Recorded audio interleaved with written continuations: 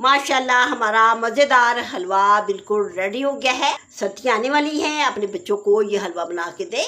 इससे नज़ला ज़ुकाम और सर दर्द बिल्कुल नहीं होता खाने से। हम इसको 10 दिन से भी ज़्यादा फ्रिज में रख के खा सकते हैं, जो कि आपको बहुत ही मज़ा आएगा खाने का। बिस्मिल्लाहिर्रहमानिर्रहीम, अस्सलाम वालेकुम, वेलकम टू माय चैनल। आज मैं अपने किचन में सूजी का हलवा तैयार करूँगी। ये खाने में मज़ेदार तो होगा ही, लेकिन इसके फ़ायदे बेशुमार होंगे। जिन लोगों को नज़ला ज़ुकाम रहता है या सर में दर्द रहती है, उनके लिए तो ये बहुत ही ज़्यादा फ़ायदेमंद है। इस हलवे की मैं आपको फ़ायदे भी बताऊंगी कि इसके फ़ायदे क्या क्या हैं। तो चलिए स्टार्ट करते हैं इसको बनाने के लिए। इसके लिए मैंने जो चीज़ें ली हैं, इसमें मैंने 1 प्याली सूजी ली है। ये मैंने 1 ही प्याली घी लिया है। इसको मैंने घी को गर्म कर लिया है। अगर हम ठंडा घी डालेंगे तो पैमाइश का पता नहीं चलता। तो आपने जब भी सूजी का हलवा बनाना है तो घी को पिघला लेना है, ताकि इसकी पैमाइश का पता चले। 1 ही प्याली शक्कर ली है, आप चीनी भी ले सकती हैं, लेकिन मैं इसमें शक्कर डालूंगी। अगर मैं एक हेल्थी हलवा तैयार करने लगी हूँ तो हमें चाहिए कि हम इसमें जो चीज़ें भी डालेंगे वो हेल्थ के हिसाब से अच्छी होनी चाहिए। और इसके साथ मैंने 2 कप दूध लिया है। ये दूध में बनाऊंगी, जो कि बहुत ही मज़ेदार बनेगा। और 1 ही चम्मच मैंने सौंफ का लिया है। इसके भी मैं आपको फ़ायदे बताऊंगी कि सौंफ के फ़ायदे क्या है। आधा कप मैंने गिरी का खोपरा लिया है और इसको क्रश कर लिया है। ये क्रश की हुई बाज़ार से मिल जाती है, अगर नहीं तो आप घर में भी इसको क्रश कर सकती हैं। और मैंने 6 दाने छोटी इलायची के लिए हैं। इसमें से मैंने ये इसके बीज निकाल लिए हैं, बीज ही डालने हैं, ये साबुत नहीं डालने। छिलके मैंने इसके अलहदा कर दिए हैं और बीज अलहदा कर दिए हैं। और मैंने ये बादाम लिए हैं, जिसकी मैंने कुछ कटिंग कर ली है, और पिस्ते लिए हैं, इसकी भी मैंने कटिंग कर लिया है। ये हम अपने हलवे में डालेंगे। कुछ बादाम मैंने गार्निश के लिए लिए हैं, ये मैंने गार्निश के तौर पे इस्तेमाल करने हैं, और ये काजू भी।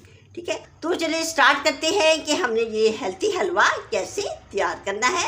नीचे मैंने आग जला ली है। अब मैं सबसे पहले इसमें घी डालूँगी।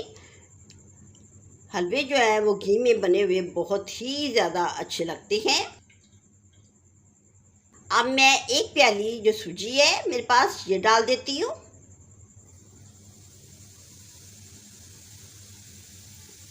इसके लिए लकड़ी का चम्मच नहीं लेना, स्टील का चम्मच ही लेना है। लकड़ी के चम्मच के साथ सूजी की बनाई अच्छी नहीं होती। आंच को हल्का ही रखना है, तेज़ बिल्कुल नहीं करना। सूजी की बनाई के साथ साथ मैं आपको सूजी के फ़ायदे भी बताती हूँ। सूजी खाने से हमारी हड्डियाँ मजबूत होती हैं। सूजी में भरपूर मिकदार में प्रोटीन पाया जाता है। सूजी खून की मिकदार को बढ़ाती है। सूजी में बहुत ज़्यादा फाइबर पाया जाता है। सूजी को साउथ इंडिया में बहुत ही ज़्यादा इस्तेमाल किया जाता है। इसके बिस्किट बनाए जाते हैं, ढोकला बनाया जाता है, चीला बनाया जाता है, सूजी का पास्ता, सूजी की मकरोनी, सूजी के गुलाब जामुन और सूजी के केक बनाए जाते हैं, सूजी की रोटी। तो देखें कि सूजी के रस भी तैयार किए जाते हैं। इसका ढोकला बहुत ही अच्छा बनता है और इसका चीला तो बहुत ही ज़्यादा मज़े का तैयार होता है। घर में बहुत ही सुंदर सुंदर सी खुशबू आनी शुरू हो गई है, तो समझे कि हमारी सूजी जो है ना वो अच्छे तरीके से कुक हो गई है। मैंने बहुत ही हल्की आंच पे इसका हल्का गोल्डन कलर कर लिया है।